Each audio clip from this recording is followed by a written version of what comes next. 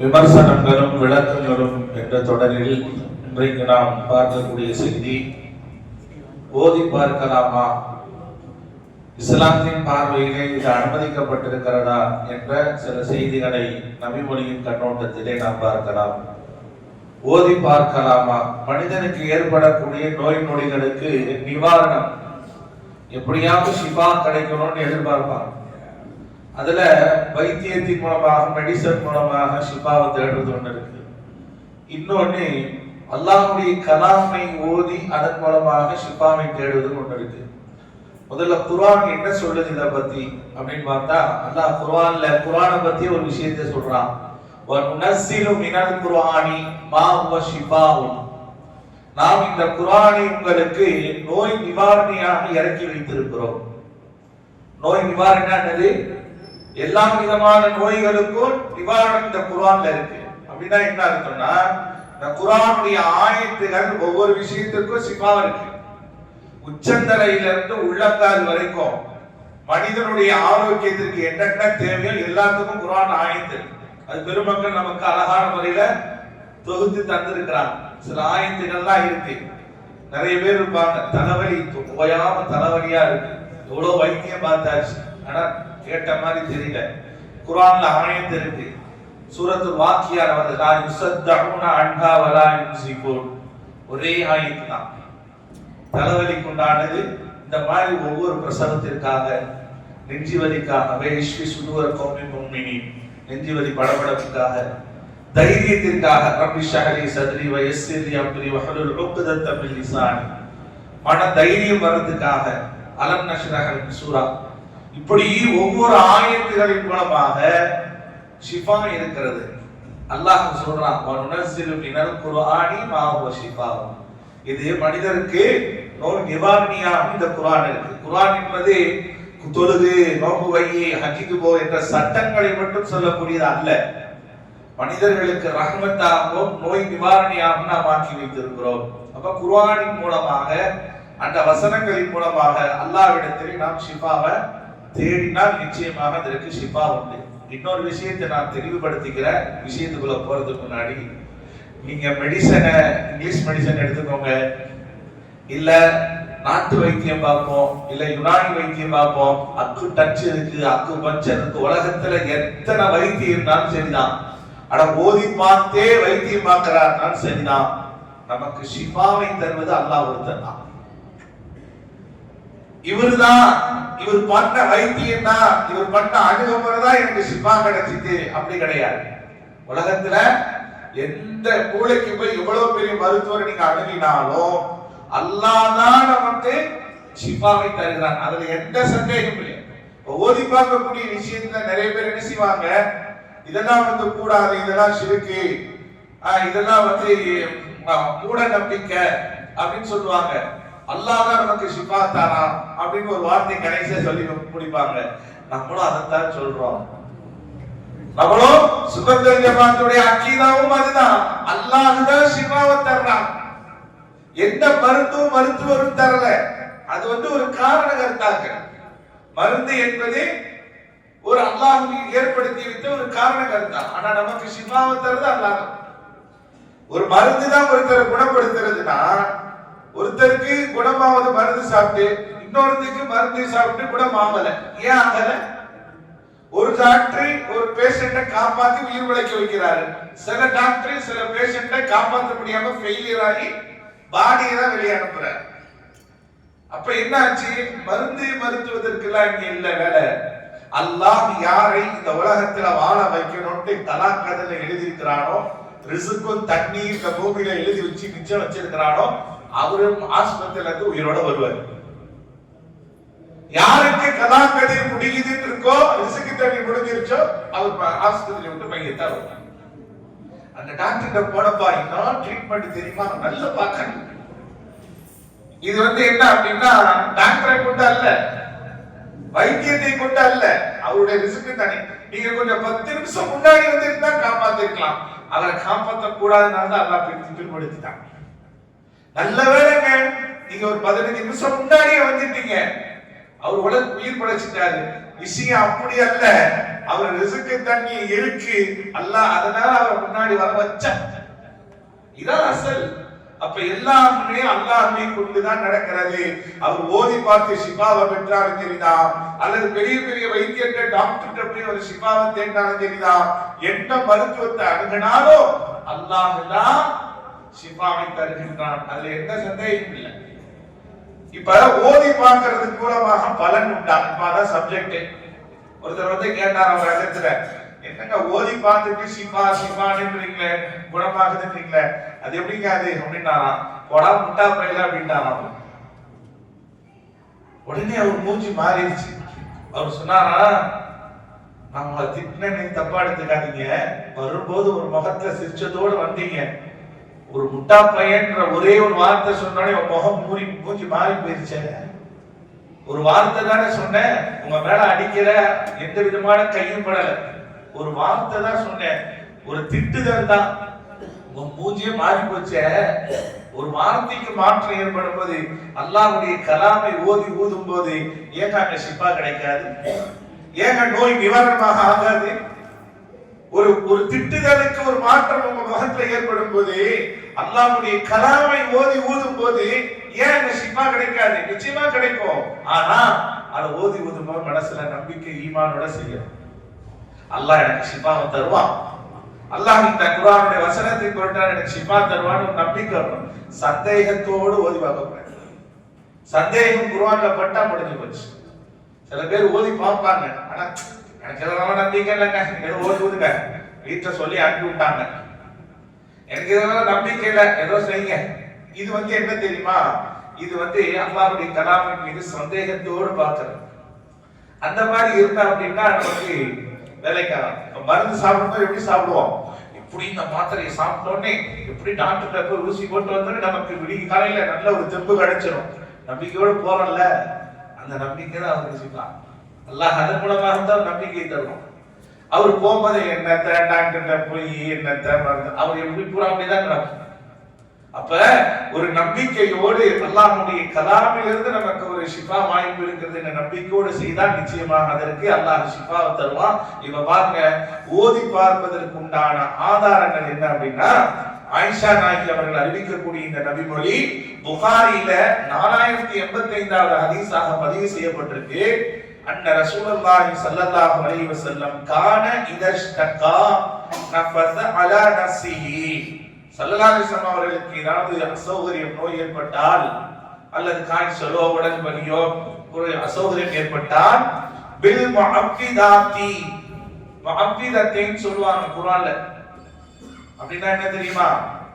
குல்லவுது பிரப்பில் ஃபலக், குல்லவுது பிரப்பின் நாஸ், இந்த ரெண்டு சூறாவையும் தான் முஅஃபிதத்தைன்னு சொல்லுவாங்க. இந்த ரெண்டு சூறாவையும் பில் முஅஃபிதாத்தி, இந்த ரெண்டு சூறாவையும் நபி ஸல்லல்லாஹு அலைஹி வஸல்லம் அவர்கள் ஓதி வ மஸஹ அன்ஹு பியதிஹி, தன்னுடைய கையில் ஃபூட் என்று ஊதி தன்னுடைய உடம்பிலே தடவி கொள்வார்கள்.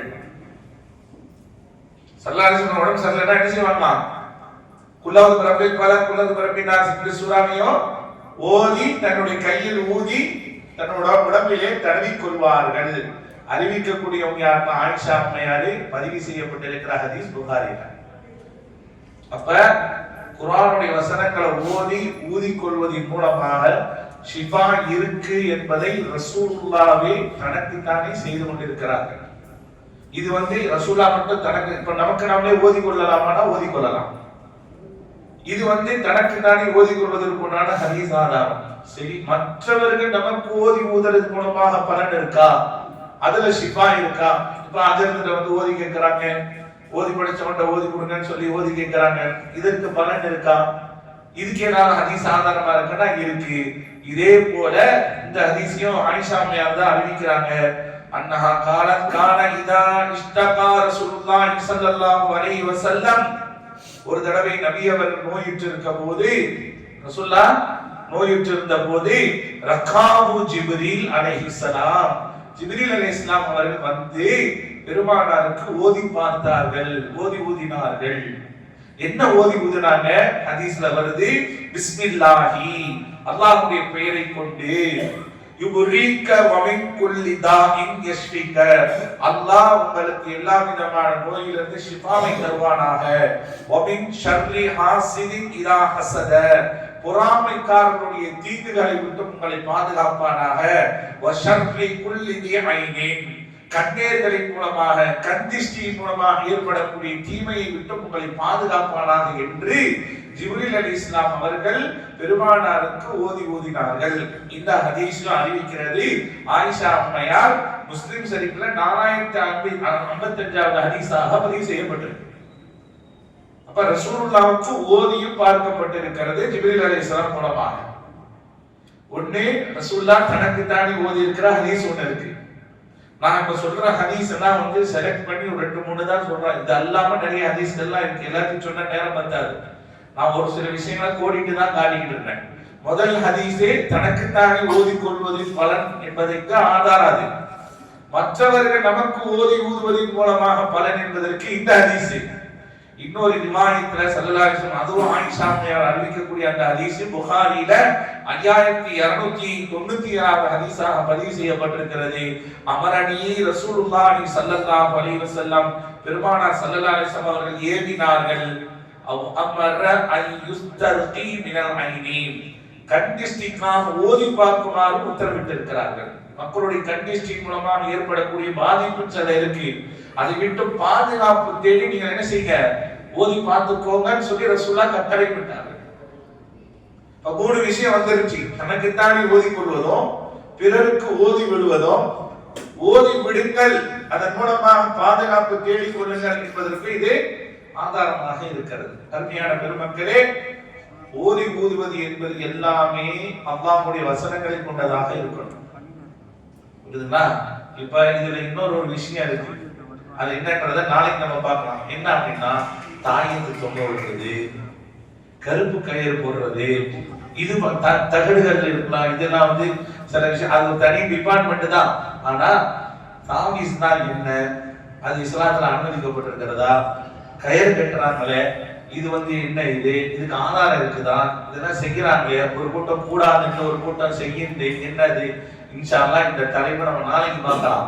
இன்னைக்கு நம்ம பார்த்திருக்க செய்தி குர்ஆனின் மூலமாக, ஹதீஸின் மூலமாக அல்லாஹ்விடத்தில் பாதுகாப்பு தேட வேண்டிய அந்த துஆக்களை கொண்டு நாம் அல்லாஹ்விடத்தில் ஷிஃபாவை தேடலாம், ஓதி பார்க்கலாம், ஓதி ஊதலாம். அதன் மூலமாக பலன் உண்டு. அதற்கு ஆதாரமாக ஹதீஸ் இருக்கிறது. இதன் மூலமாக சுகம் பெற்றிருக்கிறார்கள் என்பது நபி மொழிகள் தெளிவாக நமக்கு சொல்லப்படுது. சொன்னது எல்லாமே ஆயிஷா அம்மையாருடைய ரிவாயத்தை புகாரி, முஸ்லிம் போன்ற சஹீஹான ஹதீஸ்கள் மூலமாக உள்ள ஹதீஸ்கள் தான் எடுத்து சொல்லியிருக்கிறோம். இதெல்லாம் நிறைய விஷயங்கள்லாம் இருக்கு. குழந்தை பேருக்கு உண்டான ஷிஃபாக்களுக்கெல்லாம் ஆயத்துகள்லாம் இருக்கு. நிறைய பேருக்கு சொல்லுவாங்கன்னா, இது என்ன 10 தடவை ஓதி ஊதினா கிடைக்கும், 20 தடவை ஓதி ஊதினா, இதெல்லாம் ஷிர்க் இல்லையான. குர்ஆன் ஆயத்து ஓதுனா எங்க ஷிர்க் வரும்? குர்ஆனுடைய ஆயத்து ஓதி ஷிஃபா பண்றதை விட சிறந்த ஷிஃபா வேற எதுவுமே கிடையாது. இன்னைக்கு நீங்க எல்லாம் பாக்குறீங்க, ஒவ்வொரு பள்ளிவாசல்களையும் சுபுக்கு பின்னாடி, மக்ரிபுக்கு பின்னாடி அங்க நின்று என்ன செய்யறாங்க, மாற்றார்கள் நிக்கிறான், பாய் ஊதிட்டு போங்க பாய்ன்றாங்க. அவங்க ஷிஃபா அடைகிறாங்க. அவங்களுக்கு இருக்கக்கூடிய நம்பிக்கை அது சும்மா குருட்டுத்தனமான நம்பிக்கை இல்ல, அனுபவபூர்வமானது. எங்கயாவது இந்த பள்ளிவாசலையாவது இந்த ஓதி பார்க்க வாருங்கள் என்ற விளம்பரம் இருக்கா? இல்ல. ஒருத்தர் ஊதிட்டு போயிட்டு அது மூலமா ஷிஃபா பெற்று அவங்க இன்னொருத்தர் சொல்லி அவங்க அனுப்பி விட்டு வருதுதான். இப்படிதான் வருது, எங்கேயுமே விளம்பரம் கிடையாது. இப்ப இதெல்லாம் என்னன்னா அனுபவபூர்வமாக அவர்கள் அனுபவித்ததுதான். அதனால ஓதி பார்த்து தான் அவனு யாரும் கட்டாயப்படுத்தணும். ஓதி பார்ப்பதற்கு இஸ்லாத்துல அனுமதிக்கப்பட்டிருக்கிறதா? அனுமதிக்கப்பட்டிருக்கு. இது ஷிர்கா? அறவே ஷிர்கு கிடையாது. ஷிர்குக்கு வேலையே கிடையாது. ஷிர்கு நபி அவர்கள் எதை சொன்னார்கள், எதை விட்டும் தவிர்த்து இருக்க சொன்னார்கள் என்ற சில ஹதீஸ்கள் இருக்கு. இன்ஷா அல்லாஹ் அது சம்பந்தமான விளக்கங்களை நம்ம நாளைக்கு பார்க்கலாம். ஆக நம்ம வீட்டுல பிள்ளைகள் இருக்கிறாங்க, நம்ம மனைவி இருக்கிறாங்க, தாய் இருக்கிறாங்க, சகோதரிகள் இருக்கிறாங்க, தகப்பன் இருக்கிறாங்க, உடம்பு சரியில்லாம இருக்கு, என்ன செய்யலாம்னா உடனே நம்ம ரொம்ப ஃபீல் பண்ண வேணாம். ஸல்லல்லாஹு அலைஹி வஸல்லம் கேட்ட மாதிரி சூரத்துல் ஃபாத்திஹா ஓதி ஊதுறது, சூரத்துல் ஃபாத்திஹாவை விட சிறந்த ஒரு நிவாரணி வேற எதுவுமே கிடையாது. இந்த ஹதீஸ்ல மாபிதத்தையும் வருது. சில இன்னும் நிறைய ரிவாயத்துகள்லாம் இருக்கு. சூரத்துல் ஃபாத்திஹா எல்லா நோய்க்கும் நிவாரணியாக இருக்கிறது. எந்த சமுதாய மக்களுக்கும் அல்லாஹ் சூரத்துல் ஃபாத்திஹாவை கொடுக்கவே இல்லை. இந்த உம்மத்துக்கு தான் தந்திருக்காங்க அத்தியாயத்தை. அதனாலதான் இன்னைக்கு ஒவ்வொரு நாளும் ஒவ்வொரு தொழுகையிலும் ஒவ்வொரு ரக்காத்திலும் இன்னைக்கு நம்ம ஓதிக்கிட்டு இருக்கிறோம். இன்னும் சில பெருமக்கள் அழகா சொல்றாங்க, ஒட்டுமொத்த குர்ஆனுடைய ஞானத்தையும் அல்லாஹ் மொத்தமா சூரத்துல் ஃபாத்திஹால வச்சிருக்கான். இந்த ஏன் ஒவ்வொரு நாளும் ஒவ்வொரு ரக்காத்தில் சூரத்துல் ஃபாத்திஹாவை ஓதுறோம் யோசிச்சிருக்கோமா? சரி, இத்தனை வாட்டி ஓதுறவங்க சலிப்பு தட்டி இருக்கா? ஒரு விஷயத்தை திரும்ப திரும்ப கேட்கறதுக்கு சலிப்பு வரும்.